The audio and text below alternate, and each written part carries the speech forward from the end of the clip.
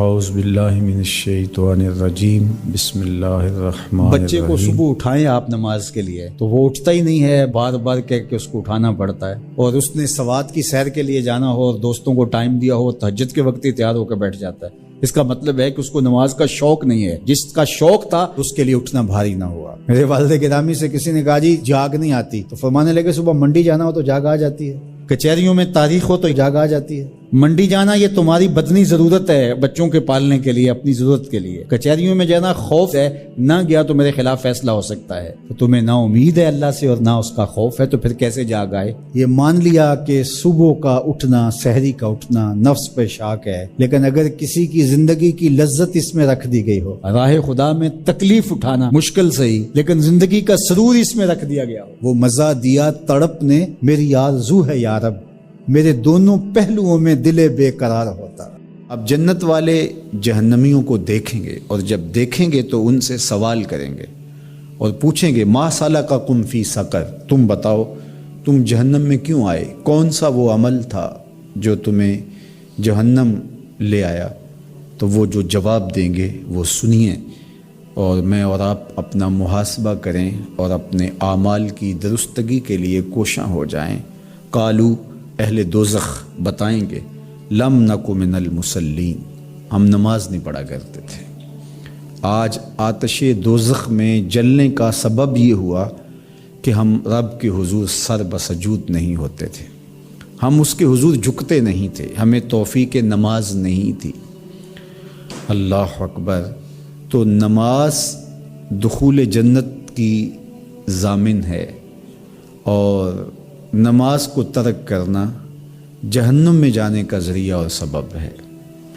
میرے اور آپ کے آقا و مولا حضور ختم المرتبت صلی اللہ علیہ وآلہ وسلم نے ارشاد فرمایا، اول ما یحاسب بہ العبد یوم القیامہ الصلاۃ، قیامت کے دن بندے سے سب سے پہلا پوچھا جانے والا سوال نماز کا ہوگا۔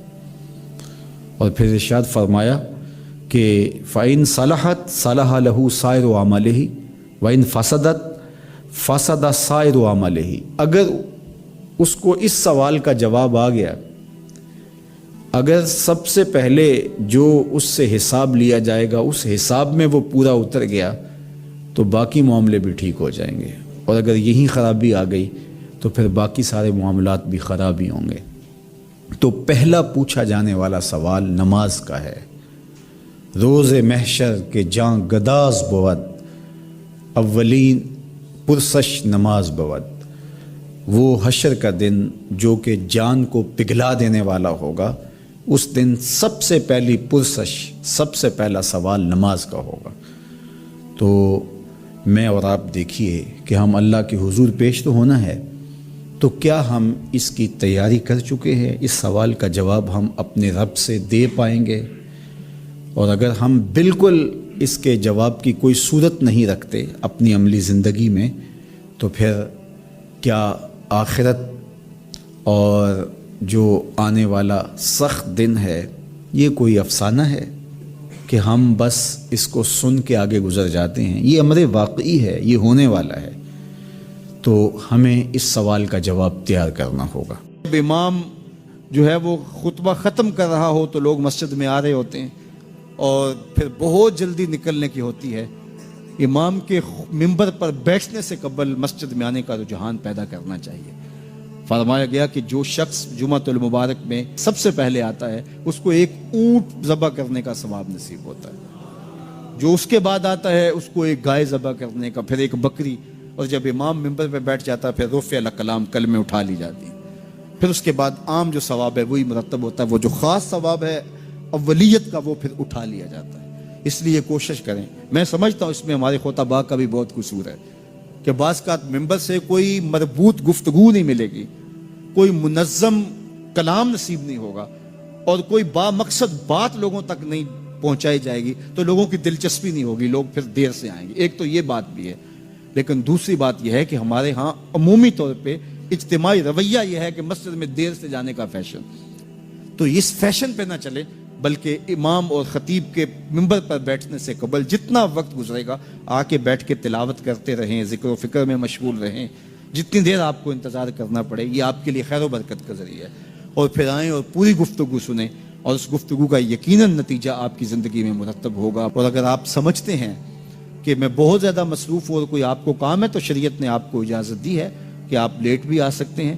لیکن اذا نودی للصلاۃ من یوم الجمعۃ فاسعوا الی ذکر اللہ وذروا البیع، وہ حکم دیا گیا جب جمعے کی اذان پکاری جائے تو اس کے بعد پھر آپ کاروبار نہیں کر سکتے، پھر کاروبار کرنا حرام ہو جاتا ہے آپ کے اوپر.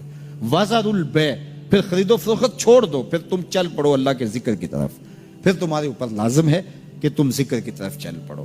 تو اس لیے اس سہولت سے ہمیں فائدہ حاصل کرنا چاہیے کہ اگر ہم خطبہ پہلا چھوڑتے ہیں اور دوسری اذان یہ اذان ہے جس کے بعد کاروبار کرنا حرام ہے، اذان ثانی ہے، یہ سہولت کے لیے پہلا وقت اجمیوں کے لیے ہے تاکہ جو ہے وہ اردو میں یا اپنی زبان میں اجمی زبان میں بھی کچھ کلام سن سکیں.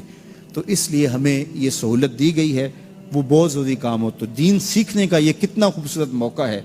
ہر جمعے آپ کو کسی نہ کسی موضوع پہ ایک خطیب لیکچر دیتا ہے، بات سناتا ہے، اور ایک موضوع پر مختلف احادیث قرآنی آیات کو پڑھ کے مطالعہ کر کے نتیجہ نکال کے آدھے گھنٹے میں پونے گھنٹے میں آپ تک ایک پورا میسج ڈلیور کرتا ہے. تو اس لیے اس کو بھرپور حاصل کرنے کے لیے اور اپنی نسلوں کو دین سے جوڑنے کے لیے یہ اسلام آج بھی بہت سارے مشقتیں اور بہت ساری سازشوں کے باوجود یہ قائم ہے، اس لیے کہ اس نے خوبصورت ہمیں نظم دیا ہے. محلے کی سطح پہ 5 گانا نماز ہے، علاقے کی سطح پہ جمعہ ہے، سالانہ شہر کی سطح پر 2 عید کے اجتماع ہیں اور عالمی سطح پہ حج کا اجتماع ہے. تو یہ ایک نظم ہے جو ہمیں دیا گیا اور یہ ہمیں جوڑے رکھتا ہے اور یہ ہماری وحدت کی علامت ہے. اللہ تعالی ہمیں 5 گانا نماز کی توفیق عطا فرمائے اور اہتمام کے ساتھ نماز جمعہ کی توفیق عطا. ایک حدیث میں آتا ہے جس نے 3 جمعے بغیر کسی عذر کے ترک کر دیے اس کے دل پر نفاق کی مہر لگا دی جاتی ہے. اللہ ہمیں محفوظ فرمائے. وآخر دعوانا